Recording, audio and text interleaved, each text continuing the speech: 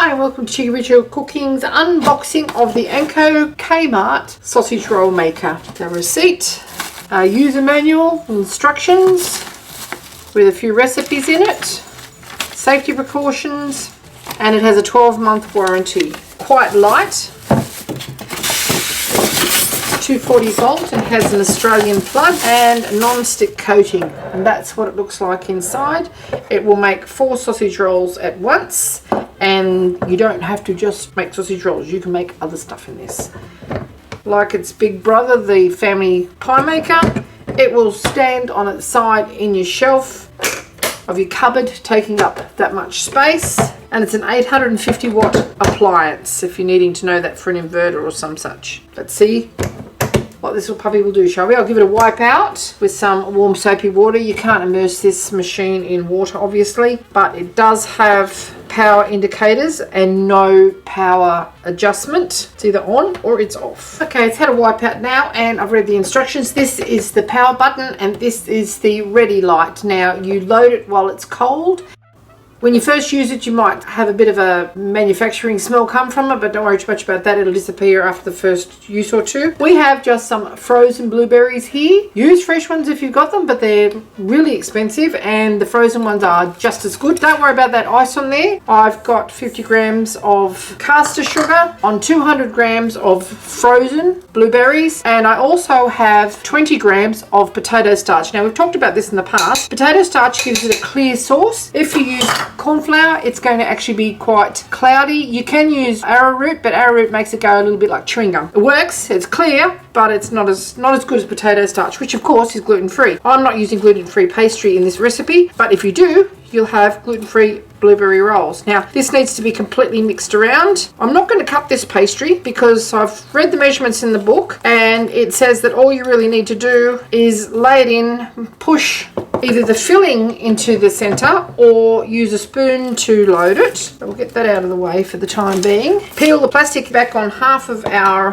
pastry, which is just bought pastry, puff pastry, and pop it down like so. Okay, now the plastic is stopping it from sticking to the handle. You're going to find that a lot easier in the future, and we're just going to pop that in with a spoon, I'm guessing. The weight of the filling will actually force those dents into the pastry. It's got quite a short cord on. I don't know why manufacturers do that nowadays.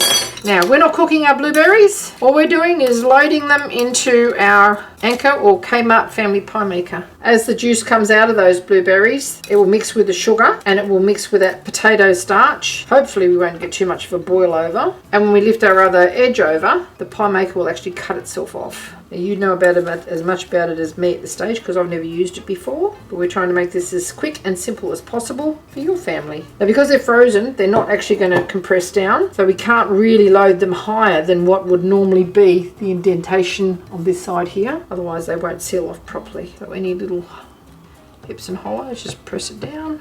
We'll see how this goes, shall we? I need that to be over the side though. Right, now, I can't bring it any closer because the cord's too short and I don't want to run it off a power board. Okay, so we just bring this over here now, peel off our wrapper.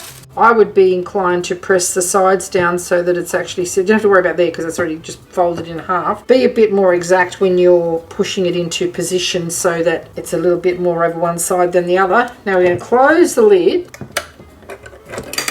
clip it shut and turn it on, and you will notice that this red light comes on straight away. The green light will come on when it's ready. We can leave this 10 minutes and check it. It'll cycle like a thermostat. So as soon as it gets hot enough, that green light will go off. It'll keep cooking because that's the optimum temperature. And after that, the light will come back on once it drops below that temperature. I'm starting with totally frozen blueberries here with whatever ice was in them instead of cooking them from scratch. And I should get 8 pies out of 2 sheets of puff pastry and 1 cup or 200 grams of blueberries. See how we go.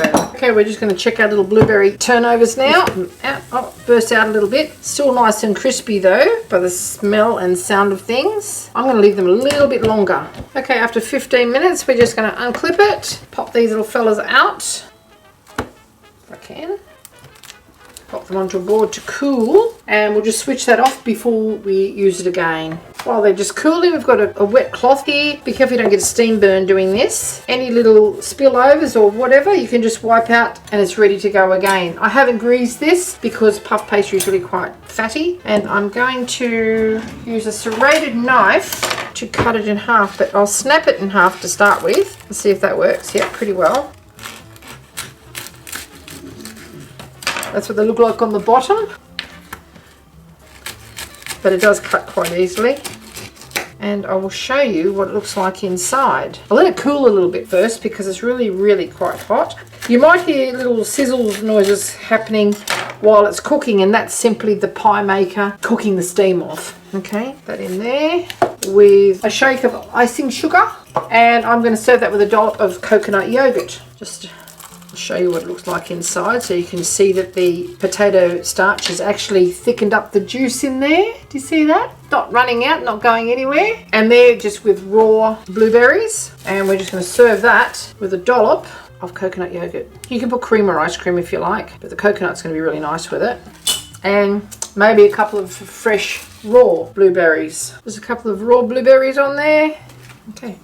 And a little shake of cinnamon as well, because fruit and cinnamon just adore each other. Okay, let's have a little try, shall we? I'm going to drop some of this coconut yogurt into this pie and see what it tastes like. Really hot. Just the right amount of sweetness, really crispy crust, and a gooey but not runny blueberry filling. Look, big whole pieces of blueberry. You don't get that in a shop bought pie. So good. Thanks for watching. Okay, you can serve these on a platter as well if you like, and just carry it to the table like that. Thanks for watching. You're going to see a bit more of the sausage roll maker because it does a really interesting job of lots of different things. You can make sausage rolls in it, and I may end up doing that, but not when I'm having so much fun with it. I'm on a bit of a sausage roll at the moment. Thanks for watching.